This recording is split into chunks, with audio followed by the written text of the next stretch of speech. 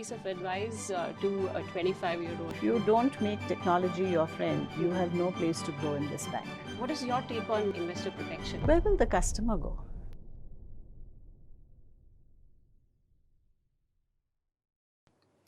Hello, everyone. In today's podcast, I have with me Ms. Madhabi Puri Buch. She was the first woman to head SEBI, and she was also the first non-bureaucrat to be at the helm of affairs at SEBI. Welcome to the podcast, ma'am. Thank you for having me. Thank you so much for agreeing to do this for us. You've often said that technology is a great equalizer. How do you see innovation enabling deeper financial inclusion, especially in a country like India? So, first of all, I think that the solutions are there already. The technology exists already. It's a question of applying that technology. And I think there are 3 dimensions on which this works, and which is why there is a real ability to really create financial inclusion to the deepest parts of the country. The first is language. I think, money is a very private thing, and people need to feel comfortable with what they're doing with money. So today with artificial intelligence, we have the ability to just talk to people in a language in which they are comfortable with. So, and there's no restriction. You can't say, oh, okay, let's do 2 or 3 languages. No, you can do 25 languages. So I think that capability has huge potential for inclusion. The second is that with technology, the cost of customer acquisition comes crashing down. Because finally, the market is run by entities who are for-profit entities, right? These are not charities. So it must make business sense to go to the smaller towns of the country and to, onboard customers from there. And every customer acquisition has a cost, which you then have to recover over the lifespan of that customer. So I think that given that technology now enables with the entire, stack that we have, the India stack of Aadhaar and Jan Dhan and UPI, it just makes the entire customer onboarding process much cheaper. So it becomes commercially viable for a lot of businesses to actually go out there and do it as a business, and then inclusion just happens consequently. The third is, I think, the whole movement from text to voice. So it used to be that people had to learn how to transact by writing things or by signing things or by punching in things. Today, you can just give an instruction using your voice, right? So if you think about how, our domestic help uses WhatsApp, right?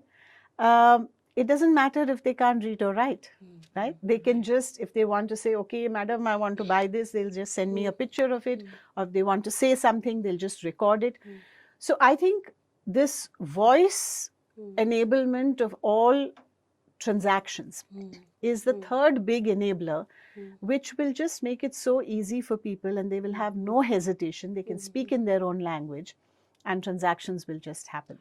So I think this is just ripe. We are at a wonderful time in the history of the markets where inclusion is now just so easy.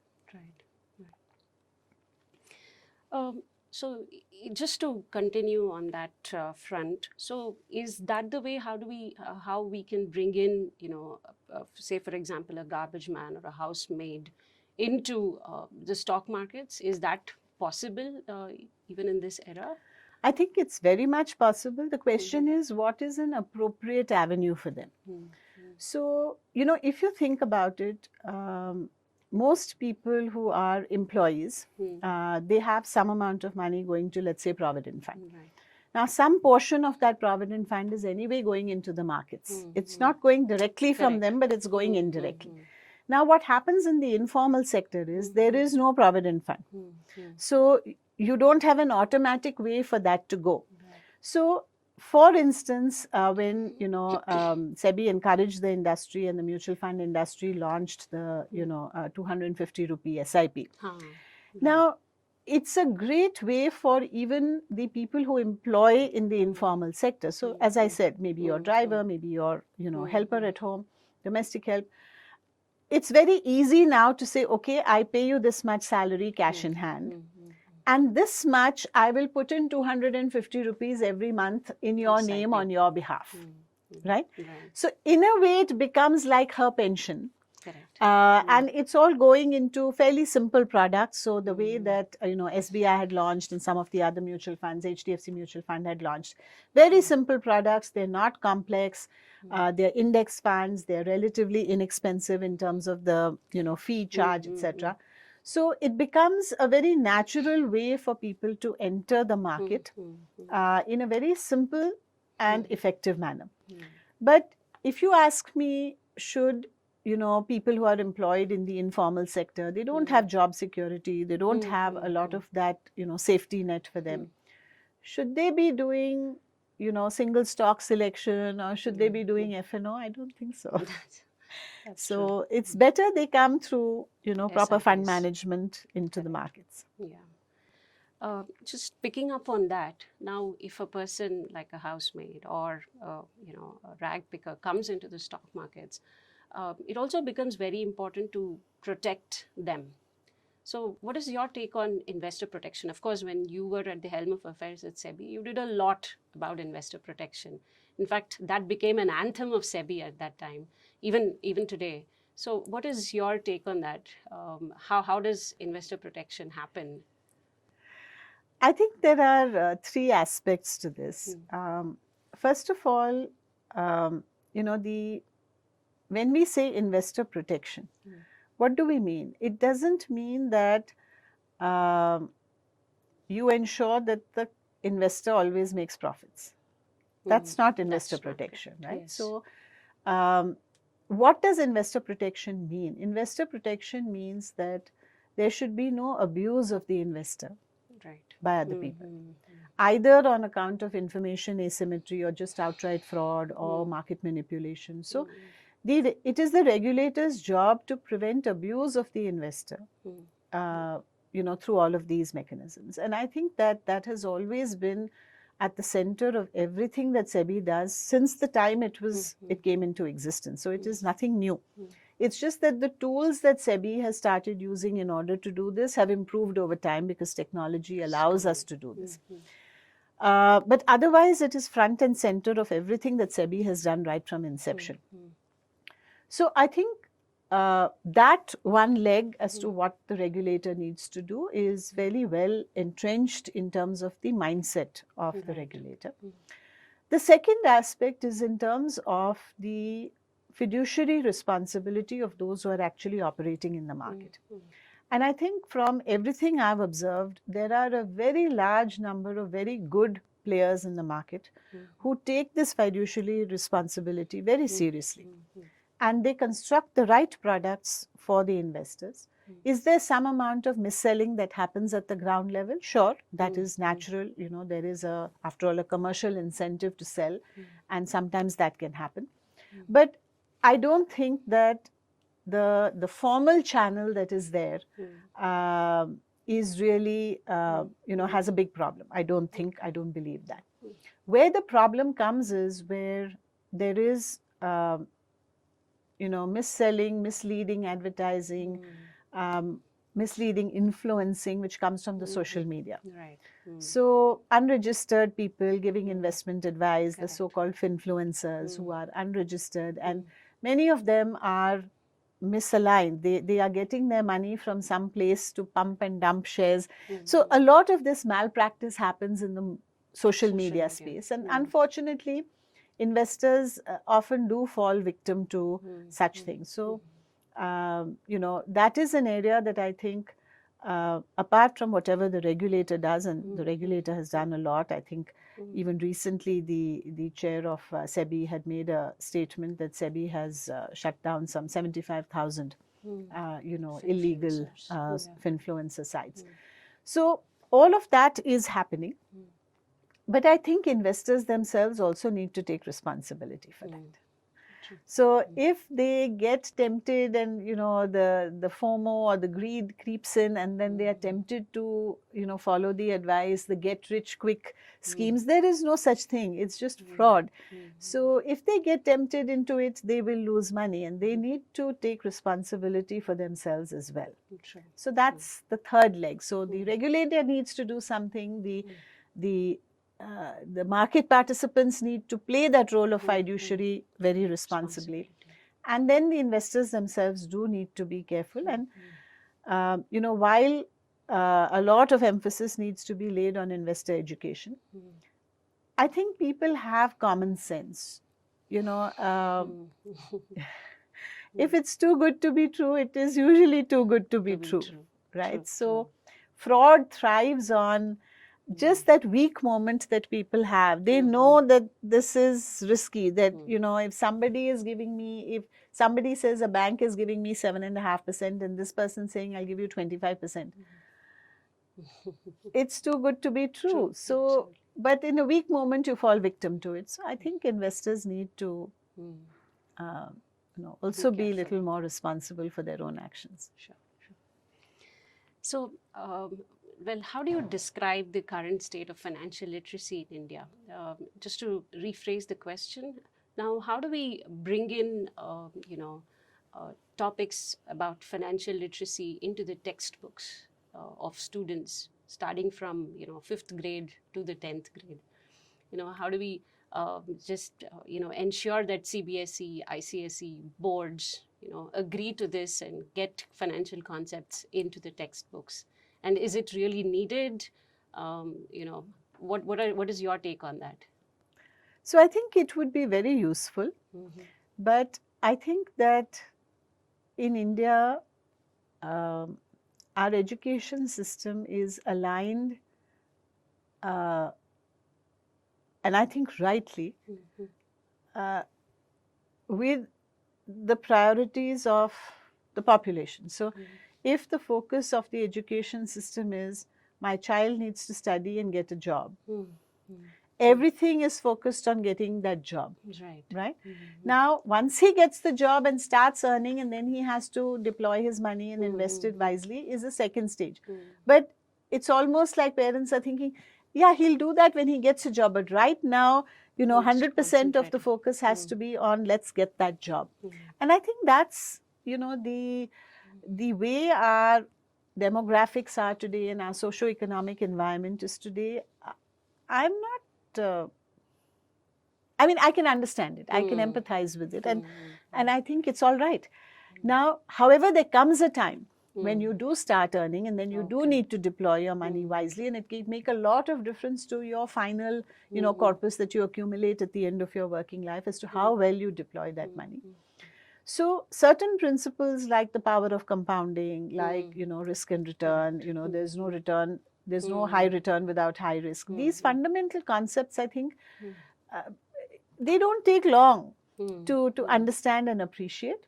I think they need to come at a particular point in time. And certainly one approach that has been taken is that you give people information at the point of transaction.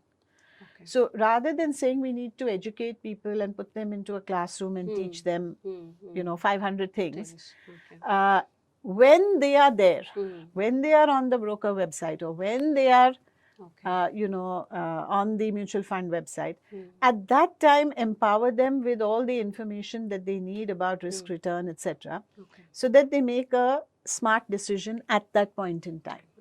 Makes sense. So just in time information and just in time awareness of risk, etc., and return, I think that is likely to be more successful than trying to put it into a curriculum and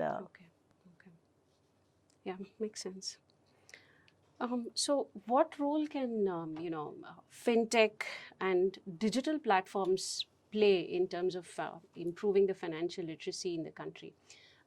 Basically, the place where I'm coming from is that we had received a request from one of the large mutual funds that we need to prepare or make a gamification platform so that kids will also get hooked onto finance concepts. So is that an option that you consider to be working? I think it would be very interesting. Okay. And it's a question of how do you make learning as easy as possible and as fun as possible? Because nobody likes something which is dull, boring, and one big chore. So, in fact, this gamification way back, I don't know, 20 years ago, one of the most boring jobs in a bank, and I was in a bank, one of the most boring jobs in a bank is passing of checks. Okay. Now, today, that has come down hugely, because when was the last time you wrote a check, right? Yeah. I mean, you just do UPI Absolutely. transfers and that's it. But at that time, the volume of checks that used to go into RBI clearing was huge, and you needed an army of people trained to pass checks. That do you pass the check or do you reject it? Is there enough money in the account? Is the signature matching? Is the date right? Is the checkbook not expired? So many things you have to check. Now, this training that used to be there, and as I said, I'm talking like 20 years ago. 20 years ago. That training 20 years ago in ICICI Bank, we actually converted into a game. So, the people who were being trained, the young people who would join and were being trained to be, people who would clear checks, it would be like a competition in a game. And these checks would be presented on the screen at a fairly fast speed, and you had to pass the check or reject the check, right? And there would be obviously something wrong with, some checks would be all clear, some would be have some minor problem, and do you stop it, do you detect it, so it was a game. So I'm saying even then, and now that, I would say that trend towards people wanting more intuitive and easier way of learning, and a more fun form of learning, and a more interactive form of learning, that trend has accentuated even more in the last 20 years. So I think gamification as a way of learning is a very good tool. I would certainly think that it would be very effective. Okay. So digital public infrastructure has been, vibrant now in India. UPI is being widely used by a lot of people. It has also brought in a lot of people into the formal banking system, as you are aware of. So what do you think would be the next innovation in, perhaps UPI or, something else in a country like India? I'm talking about DPI. So I think the opportunities are tremendous. The concept of saying that you make transactions, and if you think of everything as a transaction, you make the rails of those transactions seamless and uniform. So it doesn't matter who you're dealing with. See, what does UPI do? Finally, it just says that everybody speaks the same language. Every bank may have its own system, right? IT systems. It doesn't matter. Somebody is speaking German, somebody is speaking French, somebody is speaking Spanish, somebody is speaking Hindi. It doesn't matter, because when the transaction comes to UPI, they all speak the same language, right? So everything becomes interoperable, number one. And number two, anyone who wants to innovate on top of this only has to speak that one language. Right. They don't have to speak German and Russian and Mexican and Spanish and Hindi and everything, because they only need to speak the UPI language. Then UPI translates it into whatever is required for everybody else. That's a very simplistic way of looking at it. So innovation thrives when you bring down the complexity of, and therefore the cost of actually building these bridges with all the people who are party to the transaction. So I think if we look at it from that lens, almost every sphere of what we do as human beings lends itself to this concept, right? So the new health stack of India, for instance, is another move in the same direction, right? That it doesn't matter which hospital you go to, which laboratory you go to. Finally, their language can be translated in terms of the central way in which those, you get interoperability of your medical records, etc. Same, of course, for the markets, right? So, for instance, today when a broker has to speak to NSE plus BSE plus NSDL plus CDSL, it used to be that the file formats, and they were not even APIs, okay? It used to be that all the file formats were different. Mm. Why? That's the equivalent of saying you speak German here and French there and Hindi here and Spanish here. So for a new broker to come and innovate, he would need to learn all these languages, right? Whereas then when standardization and protocols came along and we implemented them in the market, now it's much easier for people because all those file formats suddenly became uniform. And then once it's uniform, it's much easier to move into APIs. So then you don't even need to, what is this file upload, file download system? It should just speak seamlessly through online real-time mechanisms. So I'm saying in many ways, the market infrastructure institutions in the capital market, which are the exchanges and the depositories and the clearing corporations, these are the three. In many ways, they are quasi-public infrastructure. They are in private hands, but they function like a common infrastructure. And the objective of the regulator always is that to make it simpler, low cost, more efficient, quicker, speedier, and more standardized, so that more and more innovation can come in. Right. In fact, just as an add-on, we did a project for ASEAN.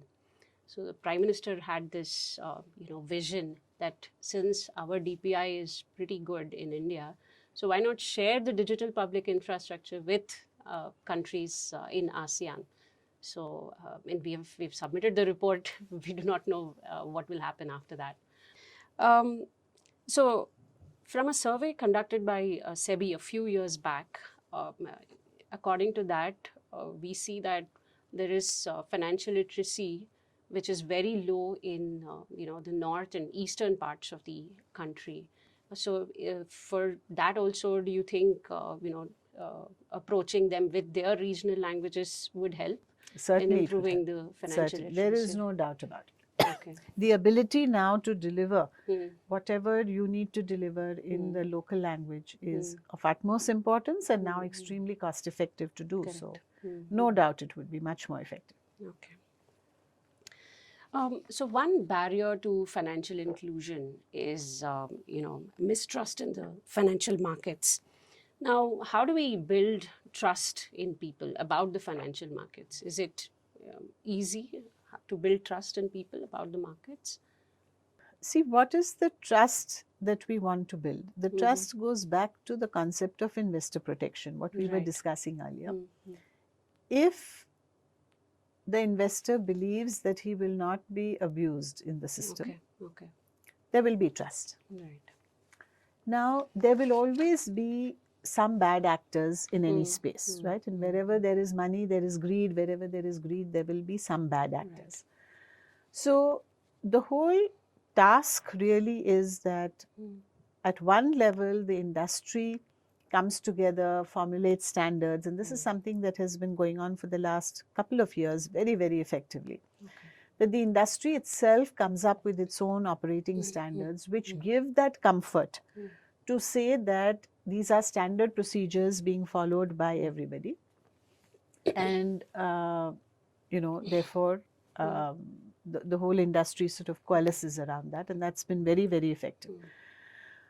So, this also translates into some areas like, for instance, not just in terms of being defrauded, but convenience. So, for instance, when you have, let's say, the death of an investor and the heirs need to inherit, so the transmission of their assets, it is a very laborious process, particularly if the sums of money involved are large and there can be large number of legal claimants and disputes and so on.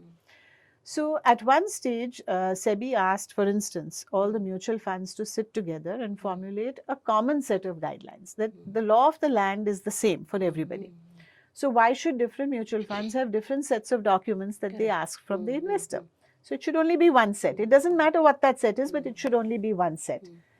And the industry came together and very effectively put that down. And, sort of literally, I remember there was a day when 40 legal heads were sitting in one room in SEBI and formulating those standards.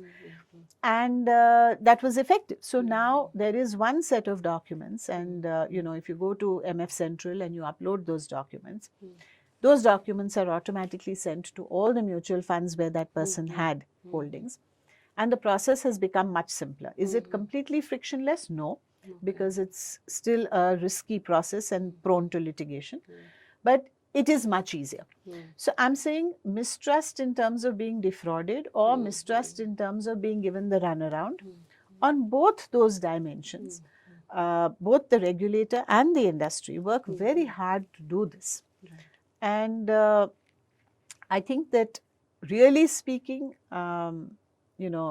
very significant strides have been made on that. So I don't think that there is a lack of trust. I think the very fact that 99% of all PIN codes in India are covered in terms of demat accounts, right? And I'm told that balance 1% is only the PIN codes which belong to airports, because there's no residential property near an airport. So practically all of India is covered.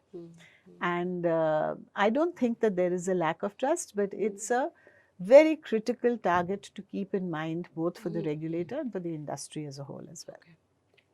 So building on that question about trust, I will also talk about the new age investment products that are coming into the markets nowadays. Cryptocurrencies have been, gaining traction once again now. What do you think will be the future of, crypto exchanges? I would not guess on that. The technology behind crypto is very strong technology. I'm sure that will do exceedingly well. As far as crypto assets and cryptocurrency is concerned, I would not hazard a guess. I would not put my bets either way on that. Because the reason why I asked this question was academics are not very positive about cryptocurrencies. So that's the place where I'm coming from. Yeah. So. Have you ever considered being a professor in some institution? No. If I speak the language of a student, I can hear you for the whole day.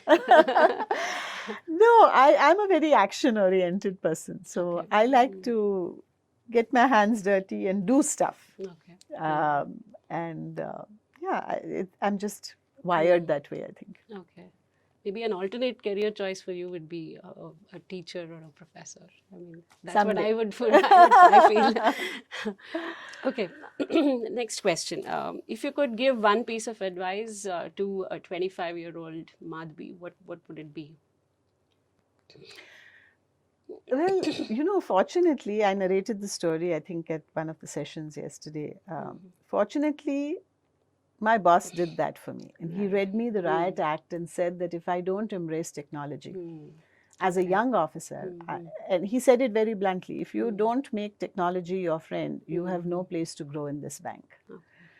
In those many words. So I'm saying, fortunately, that advice came very early, very sharply, very strongly, and I think the only thing I did right was to accept that advice and take it seriously. So I think, if I had to give advice to myself before that, I would say yes, and I laughed and I said I didn't take a single IT elective course during my management days. I just thought that was for the IIT nerds, and, I didn't. If I could dial back the clock, I would do that. But it's okay, I made up later. Sure. Okay.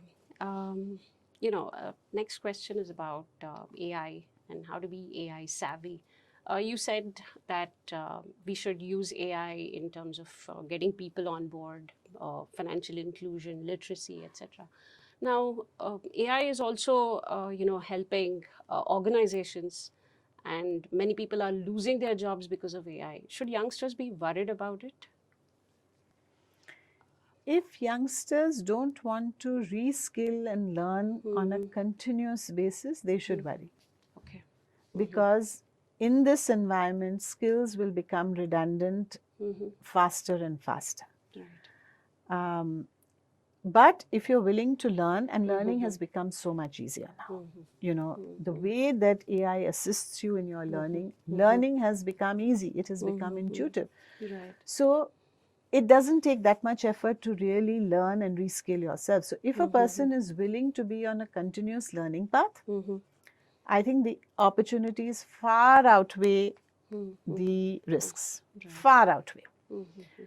But if someone says, I finished my studies, now I should go work, and for lifetime I should be guaranteed and I'm entitled to a job and earning with this skill set that I acquired, and for 30 years this should last me, then they should worry. Okay. So, but I'm really an optimist. It's the way that, the fear of the computer when it came, so many jobs will be lost.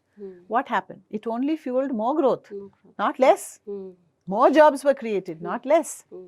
So here also, if people are willing to embrace the technology and be willing to learn and relearn and reskill, I think the opportunities are huge. It's going to be it's already a wonderful world. It's going to become an even more wonderful world. But if you just want to rest on your laurels of 30 years ago, yeah. Okay. So the last question. So what is Ms. Madhabi doing now? Are you writing a book, or what are you doing now after SEBI? I told you I'm a very action-oriented person. So Right. writing a book is not my cup of tea at all. Okay. So I am actually doing something that's really fun and exciting. It's I've chosen to focus on the oncology space and biomedical space, but the overlap with technology. So I have put together an initiative which is called the BioStack DPI. So it's designed to be digital public infrastructure in the biomedical space to facilitate low-cost drug discovery and research. Okay. And I'm just amazed at the kind of support that so many experts, because I'm not from this field, right? So my the only skill I bring to the table is to manage complex projects. So there are so many experts in the field of medicine, in the field of research, in the field of technology, but you need to marry it all together to create this infrastructure, which is actually, sort of going to be hopefully very, very accessible and will actually create a huge ecosystem of research, which is low-cost research, frugal innovation, which India is so good at doing. In order to really, find cures for cancer which are low cost, because the West is moving at breakneck speed on targeted therapeutics and customized therapeutics, which are very expensive. And our population cannot afford that. So we need an alternative approach to cancer cure, and the science exists. Every expert that I have spoken to says that the science exists to create low-cost solutions. But there is no commercial incentive for commercial organizations to do that. So, which is why there needs to be somebody who creates that infrastructure so that you have a whole, possibly tomorrow, a whole startup ecosystem in the biomedical space, which is actually able to take this end to end and deliver low-cost therapy. So, it's a very long gestation project. This will take 10 years at the very least. But I have started, and it's very, very exciting. And I love every minute of the learning that I'm going through. So let's see. Okay, very nice. So does it include even people from the electronics background, in the sense? Oh, yes. So when you see, probably an ultrasound machine, or a scanning machine or something like that, will that also be a part of this DPI? No. So this is focused on drug discovery. So the diagnostics piece, there's already a lot of AI that is happening in the diagnostic space, whether it is scans, etc., whether it is blood work. So a lot of AI is already being deployed, and there's a lot of work that's happening there, and there's enough commercial incentive to do it, and it's happening. This is really about more fundamental research. So the idea is which is currently, very expensive and takes a very long time. So to design a new drug, or even to repurpose an old drug and get approvals, is a very long and expensive process. So, when you say that you want to do something which is going to make a difference and move a needle, you pick something where there is a real problem. Absolutely. right? So why should it take billions of dollars and 15 years to find a new therapy, Correct. right? So that's a problem. So if there is something that we can do to use technology to shorten that cycle by an order of magnitude, and therefore the cost by an order of magnitude, and improve the probability of success. And these things are not, I would say, they're not a figment of our imagination. These concepts already exist. There is a concept of in silico testing of drugs, which means you test digitally. You don't test in a laboratory. This is pre-laboratory. How do you increase your success in the laboratory and in the clinical trials is you do very rigorous testing digitally. So you build virtual models of cellular metabolism and the pathways and the drug interactions, and with that you're able to do enough testing of drug molecules so that by the time you reach the clinical trials, your probability of success is much higher, and therefore costs are lower and time is lower and all of that. So that's the hope. It's a very ambitious project, but one step at a time. Sure. So just before we close, 3 quick questions just to understand, about your life, in total. Who's your favorite role model? So my role model has not changed from the time that I was a student. Okay. And my role model was Walt Disney. Oh, okay. Why? I mean, you would say, Walt Disney, really? What does that have to do with anything that I've done in my life? I think the reason for his being my role model is that if you see what Walt Disney did, he created experiences and created experiences for human beings out of nothing. Absolutely. Right? Out of nothing. So when you say infinite return on investment, he started with nothing other than his imagination. And if you go to Disneyland or if you watch a child watching a Disney movie, the sheer joy on their face, and why children, even adults? Absolutely. I'm saying you started with nothing other than your imagination, and I'm sure how many naysayers he must have had, right? To imagine that, you can build these Disney parks and that millions of people will come. I mean, I'm sure people would have thought he was mad, but it did. True. And what that created out of nothing, to me, is an example of infinite return on investment. So it's that concept which I like, that if you really allow your imagination to go somewhere, and you have the conviction of being able to execute. I mean, his execution was flawless, right? If you go to a Disney World, the experience that a child has is just amazing. So how do you have the imagination and the execution to create something out of nothing? Okay. So that concept appeals to me a lot, and that has never changed since then. Okay. Second question on that front, favorite destination? Too many candidates. Okay. I love the beach. So any place that gives me a nice long walk on a beach is just heaven for me. I also just love the green of forests. So any place that gives me just an abundance of green, which is why I love IIM Bangalore. There's an abundance of green. There are lots of places I love to go to. Yeah, last question. Favorite movie? Whoa. Maybe lots, but yeah, one of them. Yeah, I watch a lot of movies. Oh, okay. And thanks to, all the streaming, it's now so easy to do it at your own time and convenience.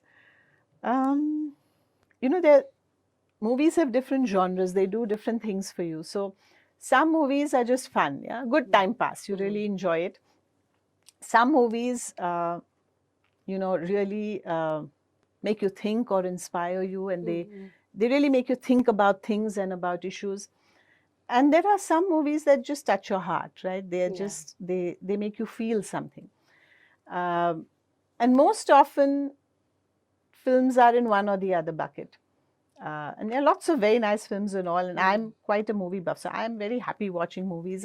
Lots of movies I would enjoy, but I think if I were to try and say some combination of what I enjoyed watching and it meant something to me, I think I would pick two movies.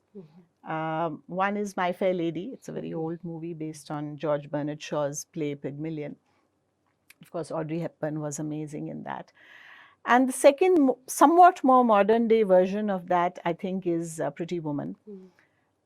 And I think why I like them is because the central theme of the whole thing is that you can do whatever you want to do, whatever you believe you can do. And there's really nothing stopping you if you really put your mind to it. Sure, there's an element of luck, but and you have to find your Professor Higgins, and you have to, but I think it just is not only very entertaining watching, but also very inspiring. Very nice. Yeah. Thank you so much, ma'am, for doing this podcast for us. As Basanti says, आपकी बातों में समय का पता ही नहीं चला. Very nice. Thank you so much, ma'am. Thank you.